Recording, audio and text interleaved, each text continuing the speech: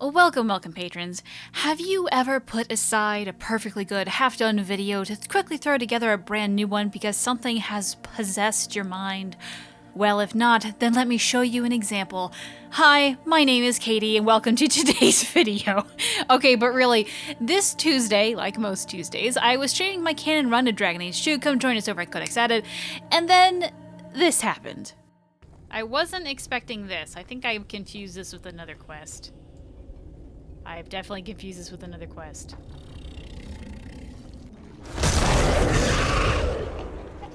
The seals are gone.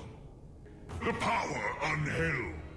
But I command a peace. So let's talk about that. The quest. So the quest leading up to the bit I showed is technically 3 different quests that lead into a 4th. All are titled the Awiergan Scrolls. At least that's how I think it's pronounced.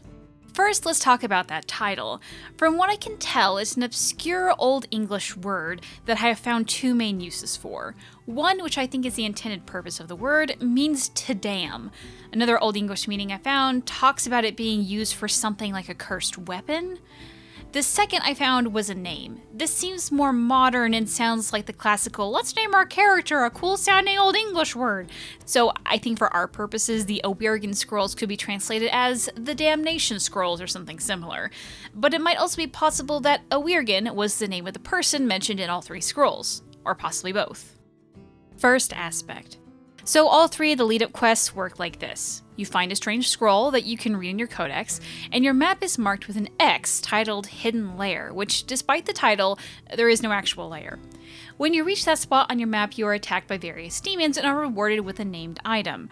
So with that in mind, the first scroll and lair is in the Wounded Coast. This is also the only scroll not on Sundermount. By complete accident, I have actually already read the series of codex entries on my channel, so enjoy my crappy old mic as I butcher this old video to let you listen to a part of it now. The first scroll is marked with a chastened chieftain's sigil. Mine daughter was taken by the caster, and mine legion met him. She was pried from his blood scrawls, but some horror did inhabit him instead. Mine legion could not contain, and I ask for a seal, whatever the faith, price be paid, scholar. The second scroll is vellum with archaic script and phrasing, but the red ink remains somehow wet. Of binding a symptom no vial can contain you, one of 3 separated in prevention. Unbound but cage I must not follow. Truth will hold you, for that is what truth does. The second scroll ends with a crude map and a handprint in red, the little finger severed at the first knuckle. So, this is what I gather. The daughter of a chastened chieftain was taken by a blood mage. While he sent his men after this blood mage, and his daughter was saved, the mage was now an abomination that his men could not kill. The chief then asked the scholar for a seal. The scholar seemed to use blood magic, as noted by the missing fingertip, and the wet red ink. But they did indeed seal the demon. After that, once you reach the lair, you are attacked by a large collection of corpses and one arcane horror named Madon, whom we can assume was the caster mentioned by the chieftain. And the large collection of corpses was probably the chieftain's men, now controlled by Madon. On the body of Madon, you are given a belt called Girdle of the Elders, which also has its own codex entry that I also, by luck, have already made a video on. The elf seemed pretty upset when we started pawing at his stuff, especially the belt. It turns out it's some kind of heirloom.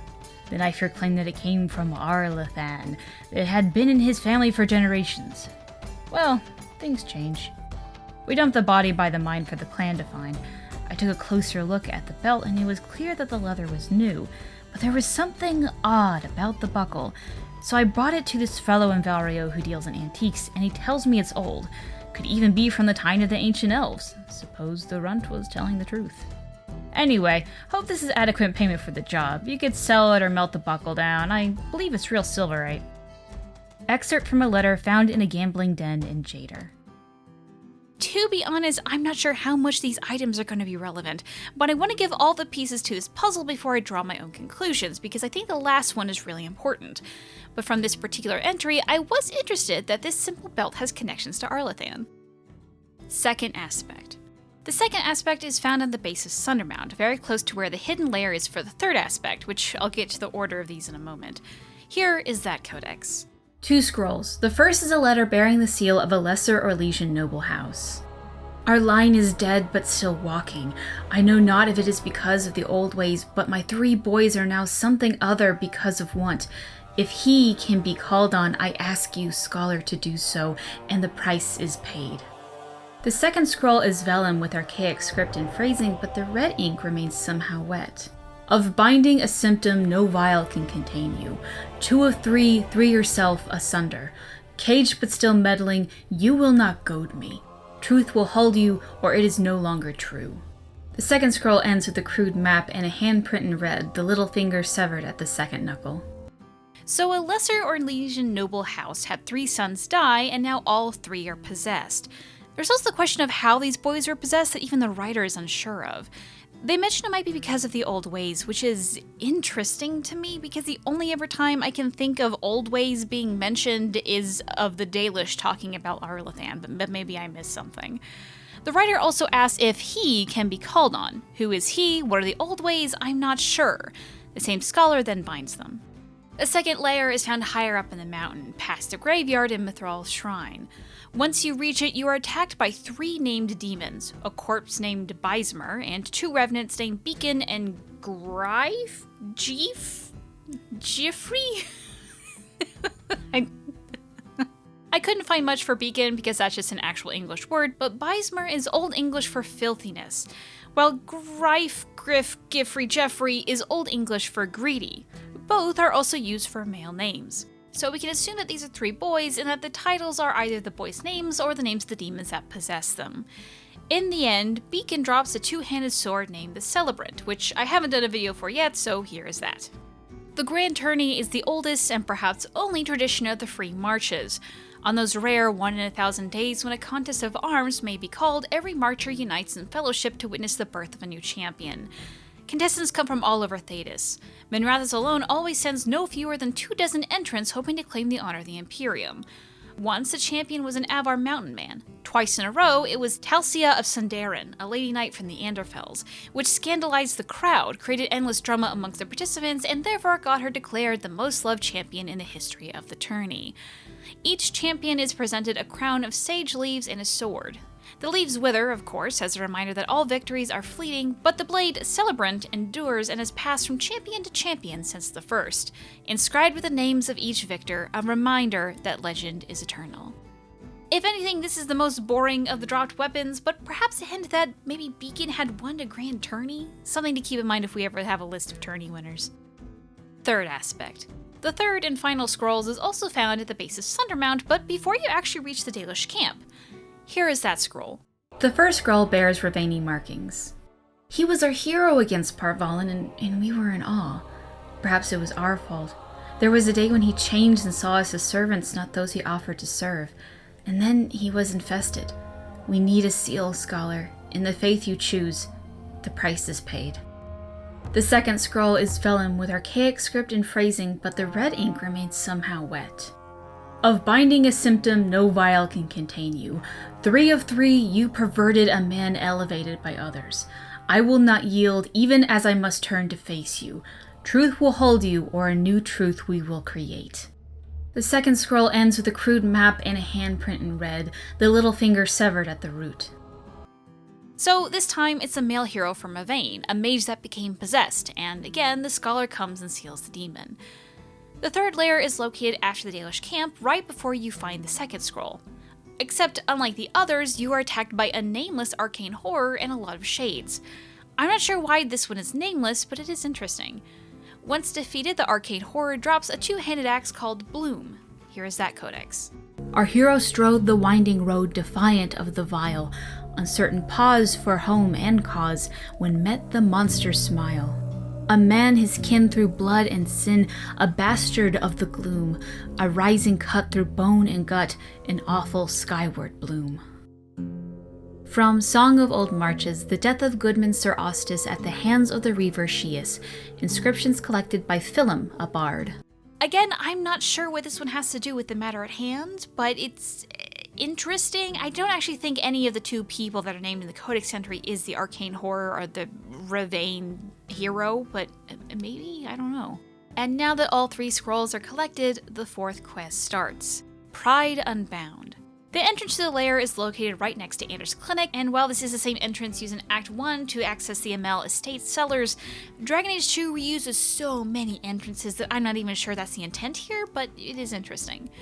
Anyway, this takes you to the Hidden Dungeon, which has the same map as various dwarven ruins, and this is where the pride demon Hybris greets you. First, let's talk about the name. The name Hybris seems to be Greek in origin and basically means hubris, so that's an easy solution. Second, let's listen to what he says in full, along with the different options Hawk can say in his response.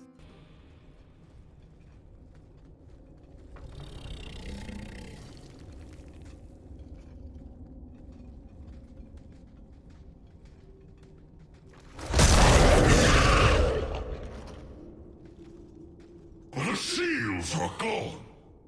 Foolish wards held by pretenders. Aspects. The true source is missing.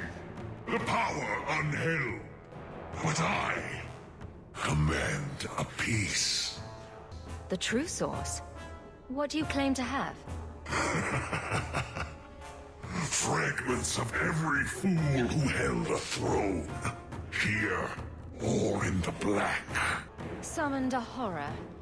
Of course I did. Why wouldn't I do that? Horrors are pieces, slivers of greater crimes. Another demon, another delusion. You release the best of everything you have faced, but I consume it. I am pride with reason. I enslave the whims and weirds, the dreams from the other side of the veil. Face me. Face everything. So after that, you fight him and a bunch of rage demons and shades, and once they are killed, you can loot a one-handed sword named Glandivalis. Here is that bit. It is heresy today to speak of Shartan, an elven slave that rose up against his Tevinter magisters to help Andraste's barbarian invasion. It seems most people would prefer to believe that Andraste crossed the waking sea with little more than a basket of flowers and a song of peace and harmony. The truth is that she came with a horde of warriors at her back, and that without a rebellion occurring behind the enemy lines, it's very possible that the holy invasion could have been foiled. Shartan was a slave who became a fabled warrior and later a devotee of Andraste herself. And we know this because the Canticle of Shartan spoke of their meeting on the Valerian fields. Andraste gave him a mystic blade that he called Gallavandus, translation unknown, and he even fought at Maphrath's side. But now the Canticle is one of the dissonant verses and has been ever since the exalted marches of the Dales. It seems we don't wish to speak of elven heroes or the role they played in Andraste's war any more than we wish to speak of barbarians or the bloody death toll that accompanied the war. With each passing age, heroes like Shartan become more of a fable, but some of us will always know the truth. So this demon has the fabled Sword of Shartan. Another interesting thing to note is that when you kill him, you actually get an achievement called Demon Slayer. Now, I'm not actually sure why you get an achievement from this, because when I was at least playing on normal, I found this second aspect to be much harder than this demon. But I don't know. This is all sounding very suspicious to me suddenly, so let's move on to... what does this all mean? Before I dive deep into Crazy Town, I would like to note that everything that is said outright is very fluffy, and that you can't really draw hard conclusions from it. Because of that, it might be that this is just a silly little quest that BioWare devs had fun with, and all of this means nothing. That could be the case. But remember that Dragon Age 2 had a really rushed development cycle. From concept to release, it was a little over a year, and the devs either liked this so much or thought it so important that this little side quest was not only given a cutscene, but kind of a lengthy amount of dialogue. This seems like a lot for this game, which does have a lot of side quests that have no dialogue at all. I would also like to point back to a very old dev update for the movie Dawn of the Seeker. We've always said that Dragon Age 2 is the game that pushes the world to the brink of war, and I think in the future, we're going to see things fall off the edge. I think Layla meant what he said here.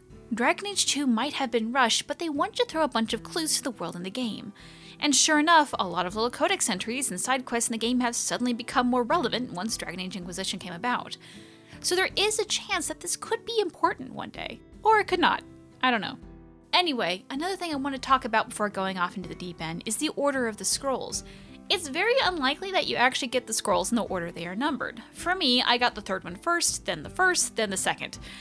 But a very common order would also be third, second, then first, or first, third, and then second. Either way, for most people, because of the placement, most will do the third before the second, which I would also say that the second is the hardest fight of the collection. I'm not sure if this has a place in the puzzle that we're trying to solve here, but this is something I wanted to note for those who have not played the game. So, what's going on here? There are two main parts of this quest that are important, but I'm not really sure how they connect entirely. Hybris and the story of the Scholar. The story of the Scholar seems pretty straightforward. Due to the third scroll, we can say that this happened around the 6th or 7th age, as that was when the Wars of the Canary happened in Ravane. The Scholar seems to be well known for the seals, as they get work from the Chastened or Orlais to Ravane for some reason. And they ask for a price, but we don't know what it is. We aren't sure what faith they choose to seal the demons in either, but there is one thing that stays the same for all bindings. Truth is what binds them. What that truth is, I'm not really sure. Because it's hubris, maybe just the truth is, hey, you're not that great. I don't know, maybe it's not that complicated. What I can't place my finger on is how Hybris is connected to the story of the Scholar. So what about Hybris? Well, what I think happened is that Hybris was sealed by the Scholar using the other demons as seals. These other demons are called pretenders by Hybris for some reason. Apparently there is some source that is missing that perhaps the Scholar had, but Hybris is able to control a bit of it. We get that he is a greater pride demon, and he tells us that he controls desire and fate. By dreams from the other side of the veil, I think it is saying that it controls the inner desires that we have while awake. So, Hybris seems to be the demon of our inner desires, perhaps what we think, what we deserve. So, I mean, it's hubris, duh, but Which at the very least seems to connect the last scroll of the demons because it was a guy possessed by hubris. Maybe even all of them to some extent, just the third one's the most blatant. But the line that has caught me in all of this, and what has brought me to making this video entirely, only happens if you choose the diplomatic option. When Hawk asks what the demon claims to have, it says, "Fragments of every fool who held a throne here or in the Black." What and where is the Black? Is it a reference to the Black City? If so, then who held a throne there? The Magisters briefly when they visited? Because there is a theory that Kirkwall is the place that the Magisters broke into the Golden City. Could it be the Maker, whose throne is supposed to be in the Golden City, turned black? Is the Maker real? And if so, how could the god of everything have hubris? Or if it's not the Maker, then whose throne was in the Black City? Or could the Black be the Void? We aren't even sure what the Void is, as it's described as both a place and a thing, but now it appears that it could have people ruling there. Could it be the Forgotten Ones who are said to live and are locked into the Void? And then the Sword of Shartan. To cut a long story short, Shartan has a lot of ties to Solus. And my personal belief is that Shartan was an agent of his, but there's also compelling evidence that Shartan is Solus as well. I want to quickly pull out the Dalish legends of how the Forgotten Ones and the Evaneris were locked away, said by Meryl herself earlier in the same act that this quest is available. Fenharel was clever. He could walk among both clans of gods without fear, and both believed he was one of them. He went to each side and told them the other had forged a terrible weapon, a blade that would end the war. He told the Creators it was forged in the heavens, and the Forgotten Ones that it was hidden in the abyss. And when the gods went seeking it, he sealed them both in their realms forever. Now he alone is left in the world. So, perhaps by complete coincidence, here is a pride demon that holds a blade of legend connected to Shartan, who is connected to Solus, who could be talking about acts of hubris from both here and in the Golden City, or the Void, maybe both. And it was sealed away by other demons and the blood sacrificed by one scholar. I want to call to mind a theory I watched years ago that GeekRemix did, and there's links to all the videos down below if you need to watch it. But Mari had a theory about the souls of the Archdemon being keys to unlock the Elven gods. I bring this up because what this scholar did is similar to her theory, just in smaller scale. What this quest might be is a small little hint of how Solus locked away the gods. Or not, I don't know. It's just my thought. And that, dear patrons, is all that I have on the Awiergan Scrolls. Now, I will say this video is really my first take on what this all is. There could be another meaning in this, and I would love to hear your thoughts about it in the comments below. Please don't message me, because I know there's going to be a flood of people doing this. So, do you still lingering questions, proof that I'm wrong, comments about your own fan theory? Feel free to tweet me at @Gildathon on Twitter, or send a PM to use a Gildathon on Reddit, except for this theory, please in the comments. Direct your all.